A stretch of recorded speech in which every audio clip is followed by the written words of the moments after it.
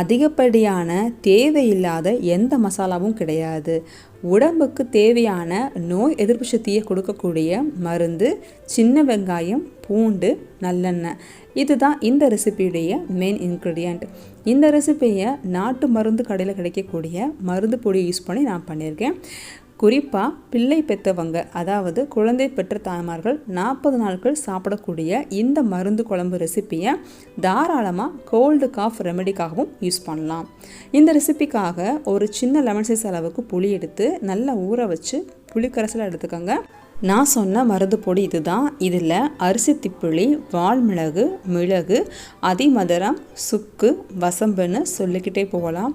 எல்லா விதமான நாட்டு மருந்துகளும் கலந்துருக்கும். இந்த மருந்து பொடியுடைய இன்க்ரீடியன்ட் லிஸ்ட்டை டிஸ்கிரிப்ஷனில் கொடுக்குறேன், செக் பண்ணி பார்த்துக்கோங்க.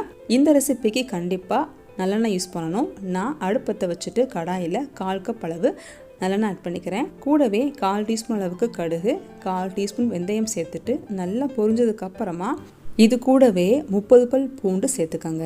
குறிப்பாக குழந்தை பெற்ற தாய்மார்களுக்கு பிரேக்ஃபாஸ்ட் சாப்பிட்றதுக்கு முன்னாடி எம்டி ஸ்டமக்கில் 30 பல் பூண்டு கூட கொஞ்சமாக எண்ணெய் விட்டு வதக்கிட்டு கருப்பட்டி போட்டு கொடுப்பாங்க. இது நல்லாவே தாய்ப்பால் சுரக்கிறதுக்கு ஹெல்ப்ஃபுல்லாக இருக்கும். நல்லெண்ணெய் சமைக்கும் போது இதே மாதிரி நுர பொங்கி தான் வரும். இப்போது ஓரளவுக்கு பூண்டு வதங்கி இருக்கும்.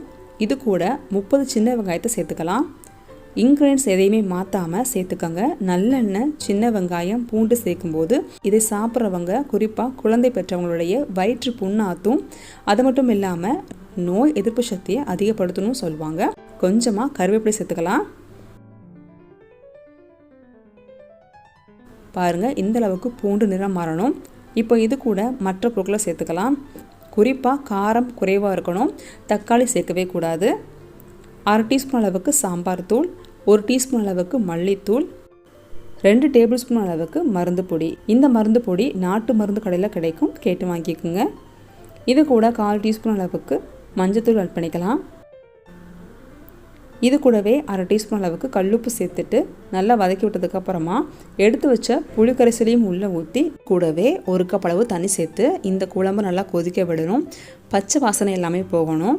மழைக்காலங்களில் கோல்டு காஃப் அடிக்கடி பிடிக்கும் அப்படின்னா அவங்க கூட தாராளமாக இந்த குழம்பை சாப்பிட்லாம். பட் வாரத்துக்கு 1 முறை மட்டும் தான் சாப்பிடணும்.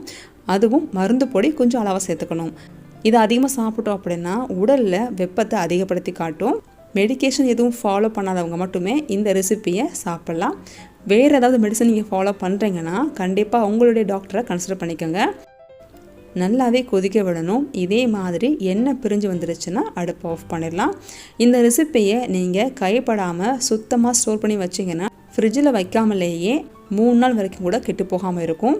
ஃப்ரிட்ஜில் வச்சு ஸ்டோர் பண்ணிங்க அப்படின்னா 2 வீக்ஸ் கூட கெட்டு போகாமல் வரும்.